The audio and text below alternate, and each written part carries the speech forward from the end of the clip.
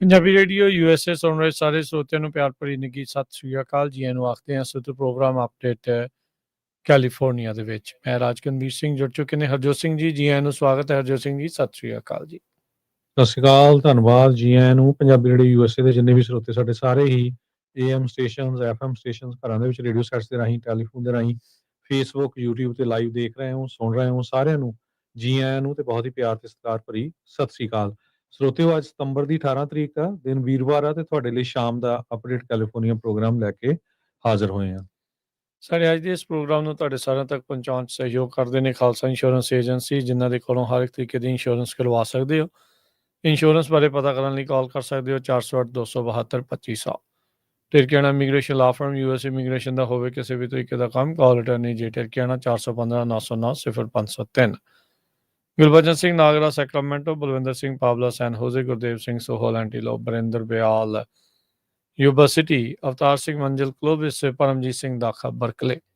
ਇਹਨਾਂ ਸਾਰਿਆਂ ਦਾ ਧੰਨਵਾਦ। ਜੇ ਤੁਸੀਂ ਵੀ ਇਸ ਪ੍ਰੋਗਰਾਮ ਨੂੰ ਸਪਾਂਸਰ ਕਰਨਾ ਚਾਹੁੰਦੇ ਹੋ ਸੰਪਰਕ ਕਰ ਸਕਦੇ ਹੋ 408 722 7698 ਦੇ ਉੱਤੇ। ਜੀ, ਅੱਜ ਦੀਆਂ ਖਬਰਾਂ ਵੱਲ ਆਈਏ ਤੇ ਜਿਮੀ ਕਿੰਬਲ ਨੂੰ ਲੈ ਕੇ ਪ੍ਰੈਜ਼ੀਡੈਂਟ ਡੋਨਲਡ ਟਰੰਪ ਉਹਨਾਂ ਨੇ ਜਿਹੜੀ ਖੁਸ਼ੀ ਮਨਾਈ ਆ ਵੀ ਹਾਂ, ਉਸ ਨੂੰ ਏਬੀਸੀ ਦੇ ਵਿੱਚੋਂ ਤੋੜ ਦਿੱਤਾ ਗਿਆ ਆ ਤੇ ਇਹ ਵਧੀਆ ਕੰਮ ਹੈਗਾ ਆ। ਕਿੰਬਲ ਦੀ ਸਸਪੈਂਸ਼ਨ ਨੂੰ ਲੈ ਕੇ ਬਹੁਤ ਸਾਰੇ ਲੋਕ ਅਪਸੈਟ ਵੀ ਹੈਗੇ ਆ ਵੀ ਉਹ ਇੱਥੇ ਜਿਹੜੀ ਫਰੀडम ਆਫ ਸਪੀਚ ਆ ਉਹ ਫਿਰ ਹੁਣ ਕਿੱਥੇ ਗਈ ਹੈਗੀ ਆ।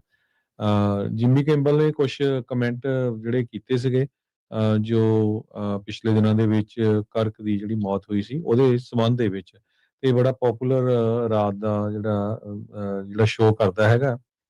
ਤੇ ਡੇਵਿਡ ਲੈਟਰਮੈਨ ਵਰਗੇ ਨੇ ਵੀ ਇਹ ਕਿਹਾ ਆ ਵੀ ਕਹਿੰਦਾ ਸਸਪੈਂਸ਼ਨ ਬਹੁਤ ਮਾੜੀ ਗੱਲ ਹੈਗੀ ਆ।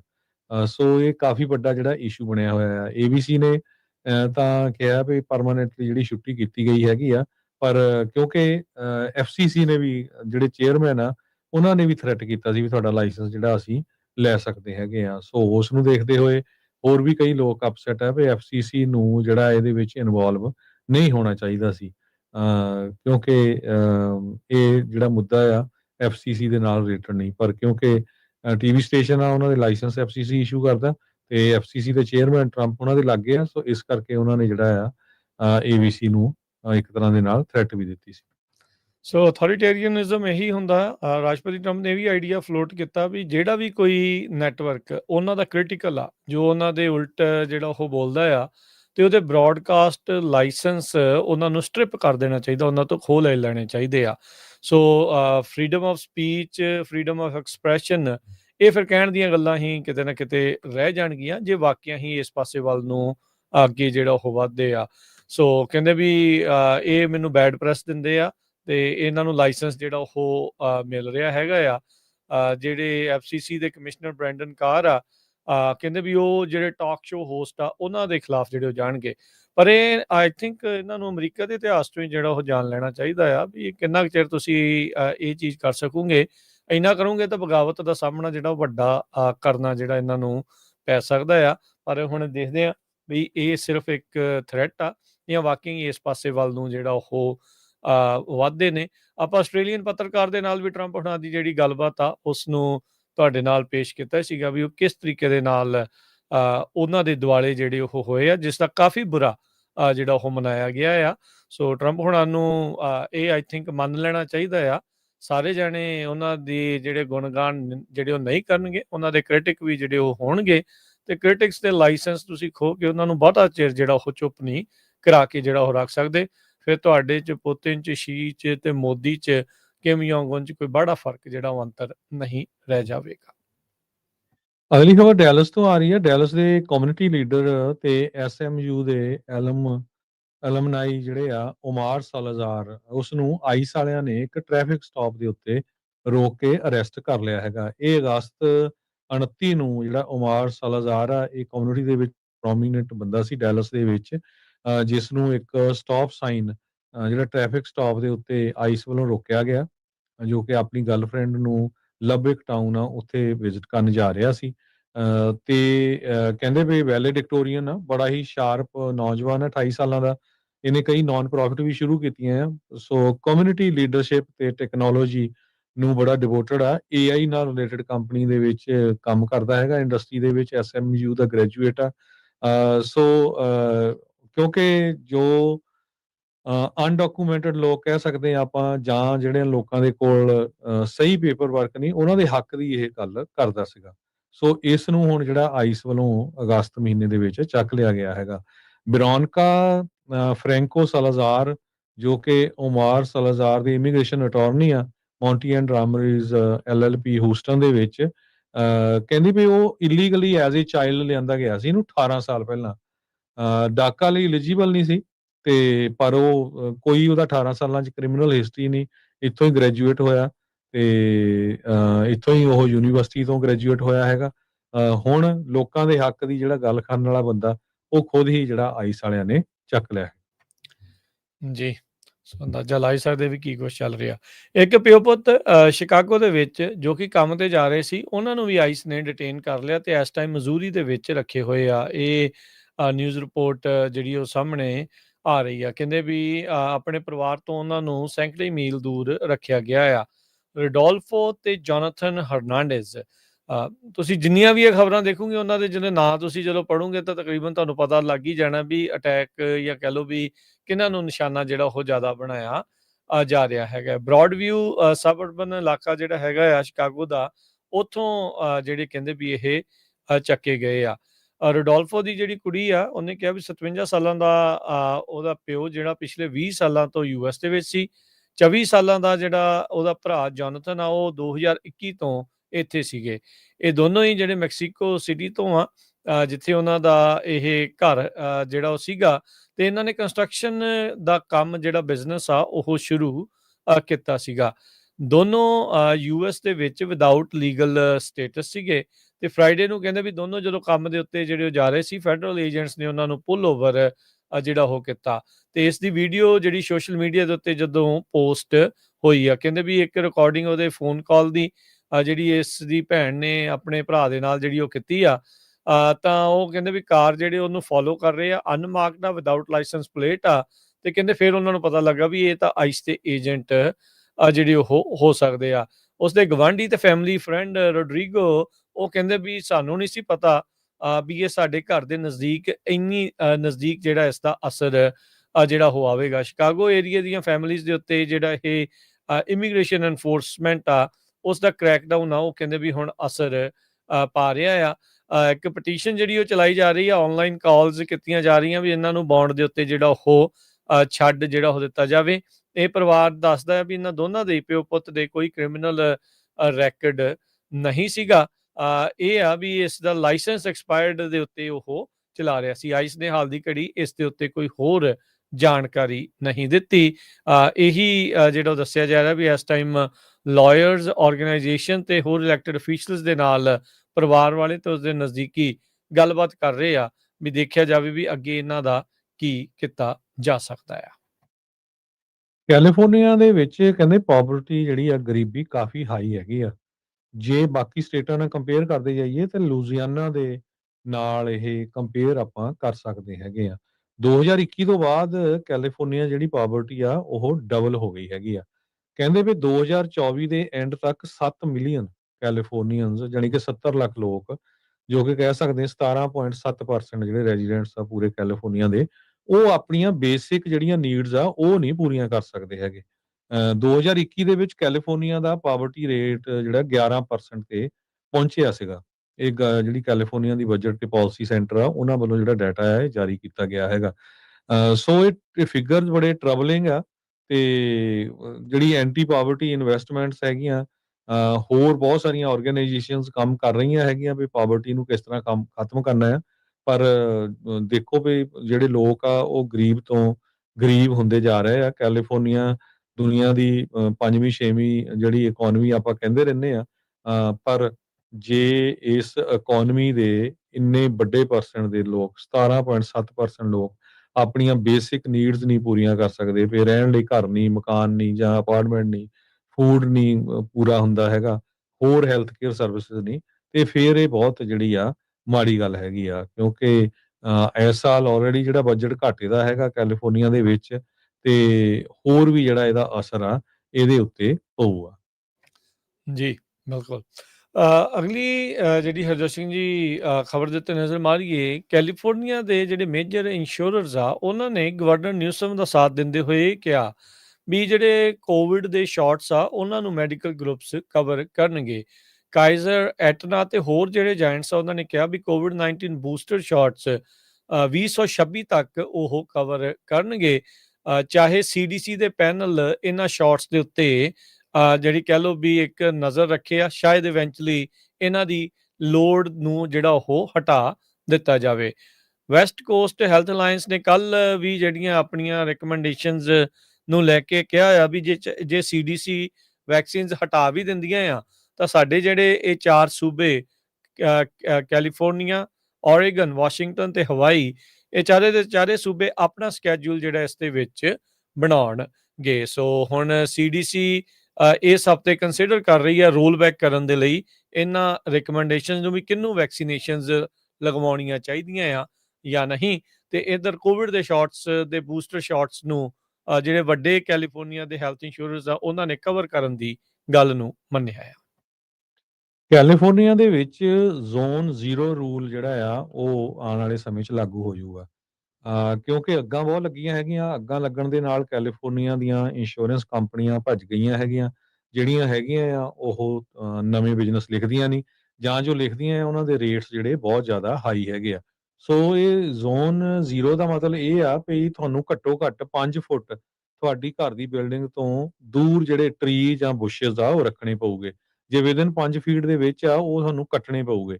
ਪਰ ਬਹੁਤ ਸਾਰੇ ਜਿਹੜੇ ਇਨਵਾਇਰਨਮੈਂਟਲਿਸਟ ਆ ਉਹ ਇਹ ਕਹਿ ਰਹੇ ਆ ਵੀ ਸਦਰਨ ਕੈਲੀਫੋਰਨੀਆ ਦੇ ਵਿੱਚ ਤਾਂ ਹਜ਼ਾਰਾਂ ਦੀ ਗਿਣਤੀ ਦੇ ਵਿੱਚ ਜਿਹੜੇ ਟਰੀਜ਼ ਤੇ ਹੋਰ ਜਿਹੜੇ ਫੁੱਲ ਹੁੰਦੇ ਆ ਜਾਂ ਬੁਸ਼ੇਸ ਆ ਉਹ ਕੱਟ ਹੋ ਜਾਣਗੇ। ਸੋ ਇਹਦਾ ਜਿਹੜਾ ਅਸਰ ਸੈਪਰੇਟ ਵੀ ਪਊਗਾ।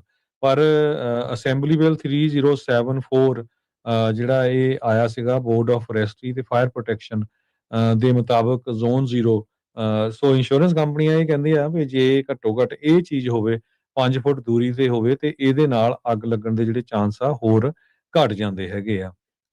ਅੱਜ ਕੱਲ ਸਾਰਿਆਂ ਨੂੰ ਪਤਾ ਹੈ, ਚਾਹੇ ਤੁਹਾਡੀ ਘਰਾਂ ਦੀ ਇੰਸ਼ੋਰੈਂਸ ਹੈਗੀ ਆ ਜਾਂ ਰਿਨਿਊਅਲ ਹੋ ਰਹੀ ਆ ਜਾਂ ਨਵੀਂ ਲੈ ਰਹੇ ਆ, ਬਹੁਤ ਰੇਟ ਹਾਈ ਜਾ ਰਹੇ ਆ। ਈਵਨ ਤੁਸੀਂ 20-20 ਸਾਲ ਤੋਂ ਇੱਕ ਕੰਪਨੀ ਦੇ ਨਾਲ ਜੁੜੇ ਹੋਏ ਆ, ਹਰ ਸਾਲ ਹੁਣ ਉਹ ਡਰੋਨ ਯੂਜ਼ ਕਰਦੇ ਆ। ਤੁਹਾਨੂੰ ਪਤਾ ਵੀ ਨਹੀਂ ਲੱਗਦਾ ਵੀ ਤੁਹਾਡੇ ਘਰ ਦੀ ਉਹ ਫੋਟੋ ਜਿਹੜੀ ਆ ਉੱਪਰੋਂ, ਪਿੱਛੋਂ, ਬੈਕ, ਫਰੰਟ ਸਾਰੀ ਉਹ ਲੈ ਗਏ ਹੈਗੇ ਆ ਤੇ ਮੁੜ ਕੇ ਤੁਹਾਨੂੰ ਕੈਂਸਲੇਸ਼ਨ ਨੋਟਿਸ ਭੇਜ ਦਿੰਦੇ ਹੈਗੇ ਆ।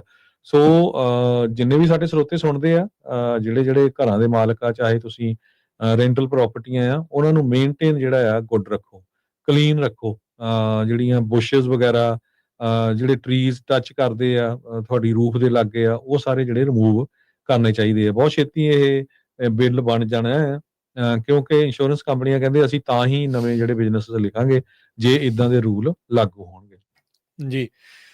ਕਾਸਕੋ ਨੇ ਆਪਣੇ ਸਾਰੇ ਹੀ ਜਿਹੜੇ ਕਸਟਮਰਸ ਆ ਉਹਨਾਂ ਨੂੰ ਇੱਕ ਚਿੱਠੀ ਲਿਖ ਕੇ ਘੱਲੀ ਆ, ਖਾਸ ਕਰਕੇ ਉਹਨਾਂ ਦੇ ਲਈ ਜਿਨ੍ਹਾਂ ਨੇ ਇੱਕ ਵਾਈਨ ਖਰੀਦੀ ਸੀ ਜਿਸ ਨੂੰ ਰੀਕਾਲ ਕੀਤਾ ਜਾ ਰਿਹਾ ਆ। ਕਰਕਲਾਈਨ ਸਿਗਨੇਚਰ ਪ੍ਰੋਸੈਕੋ ਵੈਲਡੋ ਬਾਇਡੀਨ, ਇਹ ਕਹਿੰਦੇ ਵੀ ਉੱਥੇ ਕਾਊਂਟਰ ਤੇ ਪਈ ਐਕਸਪਲੋਡ ਕਰ ਸਕਦੀ ਆ। ਉਹ ਕਹਿੰਦੇ ਵੀ ਘਰੋਂ ਬਾਹਰ ਇਸ ਬੋਤਲ ਨੂੰ ਸਿੱਟੋ, ਰਿਟਰਨ ਕਰਨ ਦੀ ਵੀ ਜਿਹੜੀ ਆ ਉਹ ਕੋਸ਼ਿਸ਼ ਨਾ ਕਰੋ। ਜਿਨ੍ਹਾਂ ਨੇ ਇਹ ਵਾਈਨ ਖਰੀਦੀ ਸੀ ਉਹਨਾਂ ਨੂੰ ਜਿਹੜੀਆਂ ਕਹਿੰਦੇ ਵੀ ਚਿੱਠੀਆਂ ਇਸ ਟਾਈਮ ਮਿਲ ਰਹੀਆਂ ਆ। ਸੋ ਕਹਿੰਦੇ ਵੀ ਬਾਅਦ ਦੇ ਵਿੱਚ ਪ੍ਰੂਫ ਆਫ ਪਰਚੇਸ ਦਾ ਜਿਹੜਾ ਲੈਟਰ ਜਿਹੜਾ ਉਹ ਲਿਆ ਕੇ ਤੁਹਾਨੂੰ ਕਾਸਕੋ ਤੋਂ ਰੀਫੰਡ ਜਿਹੜਾ ਉਹ ਇਸ਼ੂ ਕਰ ਦਿੱਤਾ ਜਾਊਗਾ। ਸੋ ਇਸ ਜਿਹੜੀ ਕਹਿੰਦੇ ਵੀ ਵਾਈਨ ਨੂੰ ਜਿਹੜਾ ਕੋਈ ਨਾ ਕੋਈ ਖਤਰਾ ਆ, ਕੁਛ ਨਾ ਕੁਛ ਇਹਦੇ ਵਿੱਚ ਅਜਿਹਾ ਮਿਲ ਗਿਆ ਜਾਂ ਕੁਛ ਅਜਿਹਾ ਹੋਇਆ ਆ ਜਿਹਦੇ ਕਰਕੇ ਕਾਫੀ ਖਤਰਨਾਕ ਸਥਿਤੀ ਜਿਹੜੀ ਉਹ ਬਣੀ ਪਈ ਹੈਗੀ ਆ। 15 ਅਪ੍ਰੈਲ ਤੋਂ 26 ਅਗਸਤ ਦੇ ਦਰਮਿਆਨ ਕਹਿੰਦੇ ਵੀ ਜਿਨ੍ਹਾਂ ਨੇ ਇਹ ਖਰੀਦੀ ਸੀ ਉਹਨਾਂ ਨੂੰ ਇਸ ਜਿਹੜੀ ਵਾਈਨ ਦੀ ਬੋਤਲ ਨੂੰ ਬਾਹਰ ਸੁੱਟਣ ਦੇ ਲਈ ਆਖਿਆ ਜਾ ਰਿਹਾ ਹੈ। ਪ੍ਰੈਜ਼ੀਡੈਂਟ ਟਰੰਪ ਉਹਨਾਂ ਦੇ ਐਡਮਿਨਿਸਟ੍ਰੇਸ਼ਨ ਵੱਲੋਂ ਲਾਏ ਗਏ ਟੈਰਿਫ ਬਹੁਤ ਸਾਰੇ ਜਿਹੜੇ ਬਿਜ਼ਨੈਸਸ ਆ, ਖਾਸ ਕਰਕੇ ਜਿਹੜੇ ਭਾਰਤੀ ਮੂਲ ਦੇ ਲੋਕਾਂ ਦੇ ਆ, ਉਹ ਕਾਫੀ ਹਰਟ ਹੋ ਰਹੇ ਹੈਗੇ ਆ। ਅੱਜ ਇੱਕ ਨਿਊਜ਼ਪੇਪਰ ਨੇ ਕਾਫੀ ਵੱਡੀ ਰਿਪੋਰਟ ਛਾਪੀ ਆ, ਕਿਸ ਤਰ੍ਹਾਂ ਇੱਕ ਲਿਟਲ ਇੰਡੀਆ ਜੋ ਸਦਰਨ ਕੈਲੀਫੋਰਨੀਆ ਦੇ ਵਿੱਚ ਹੈਗਾ ਆ, ਜਿੱਥੇ ਬਹੁਤ ਸਾਰੇ ਇੰਡੀਅਨ ਸਟੋਰ ਆ, ਉਹ ਇਸ ਟੈਰਿਫਸ ਤੋਂ ਹਿੱਟ ਹੋ ਰਹੇ ਹੈਗੇ ਆ। ਇੱਕ ਉੱਥੇ ਕਹਿੰਦੇ ਆਲ ਇੰਡੀਆ ਕੈਫੇ ਨਾਮ ਦਾ ਸਟੋਰ ਆ, ਇੰਡੀਅਨ ਰੈਸਟੋਰੈਂਟ ਆ, ਬੜਾ ਪਪੂਲਰ ਹੈਗਾ। ਉਹਦੇ ਜਿਹੜੇ ਮਾਲਕ ਆ ਉਹ ਕਹਿੰਦੇ ਵੀ ਹੁਣ ਸਾਰੀਆਂ ਚੀਜ਼ਾਂ ਜਿਹੜੀਆਂ 50% ਲਗਭਗ ਮਹਿੰਗੀਆਂ ਹੋ ਗਈਆਂ।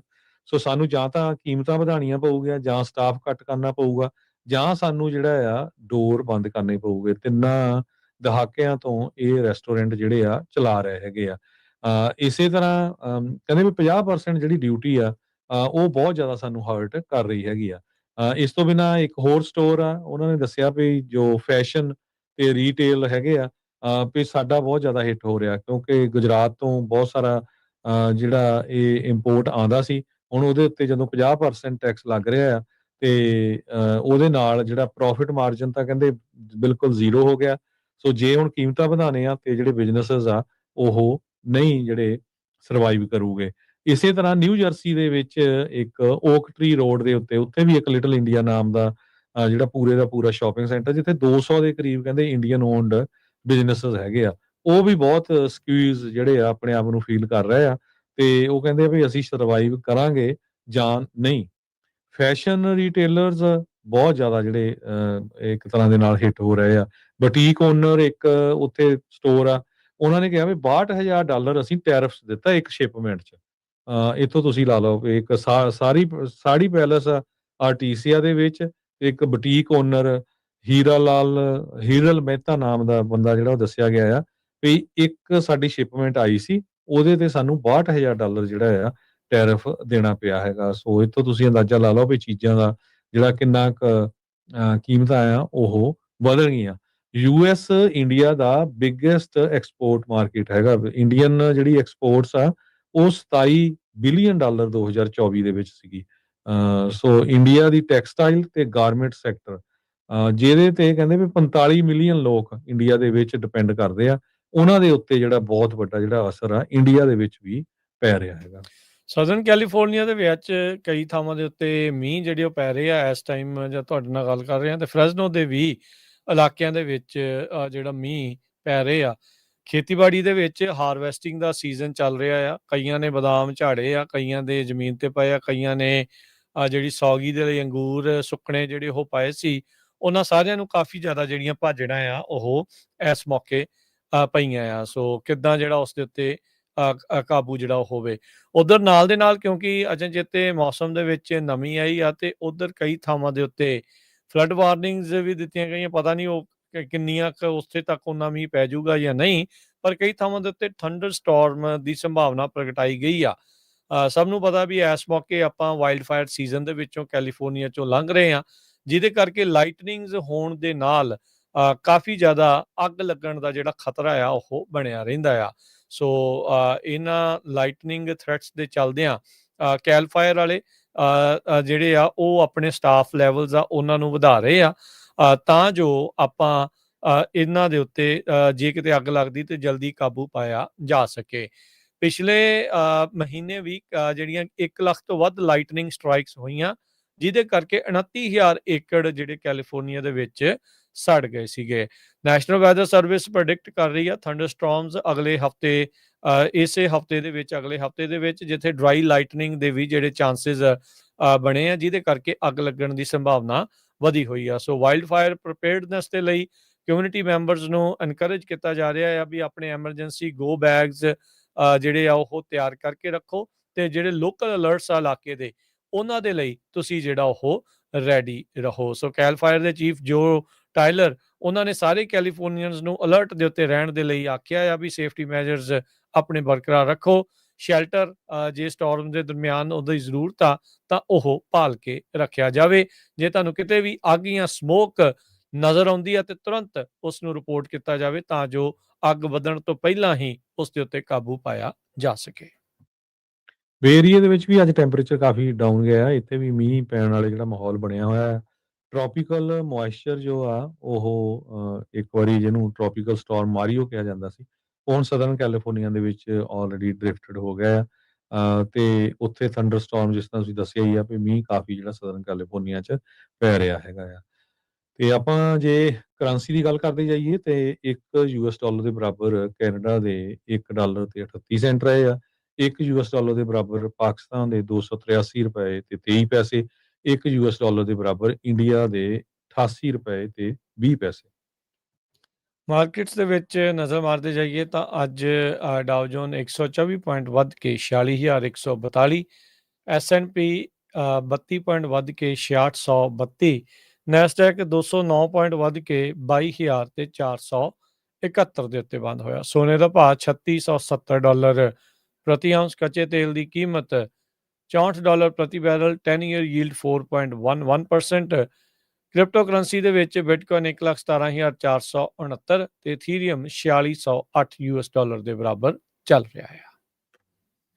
ਜਾਂਦੇ ਇੱਕ ਵਾਰੀ ਫੇਰ ਜਿੰਨੇ ਵੀ ਜਿਹੜੇ ਸਾਡੇ ਸਰੋਤੇ ਹੈਗੇ ਪੰਜਾਬੀ ਰੇਡੀਓ USA ਦੇ ਸਾਰਿਆਂ ਨੂੰ ਬੇਨਤੀ ਹੈਗੀ ਆ ਵੀ ਭਾਈ SV 509 ਬਿੱਲ ਜੋ ਗਵਰਨਰ ਦੇ ਡੈਸਕ ਦੇ ਉੱਤੇ ਬੈਠਾ ਹੈ, ਕੈਲੀਫੋਰਨੀਆ ਦੇ ਗਵਰਨਰ ਗੈਬਨ ਨਿਊਸਮ, ਉਹਨਾਂ ਦੇ ਜੋ ਵਿਰੋਧੀ ਹੈਗੇ ਆ ਉਹ ਬਹੁਤ ਝੂਠੀਆਂ ਖਬਰਾਂ ਲਾ ਕੇ ਲੋਕਾਂ ਨੂੰ ਮਾਸ ਈਮੇਲਿੰਗ ਕਰਕੇ ਵੱਡੀ ਗਿਣਤੀ ਸਿਗਨੇਚਰ ਕਰਾ ਰਹੇ ਆ, ਪਰ ਆਪਣੇ ਲੋਕ ਹਜੇ ਵੀ ਬਹੁਤ ਸਲੋ ਚੱਲ ਰਹੇ ਆ।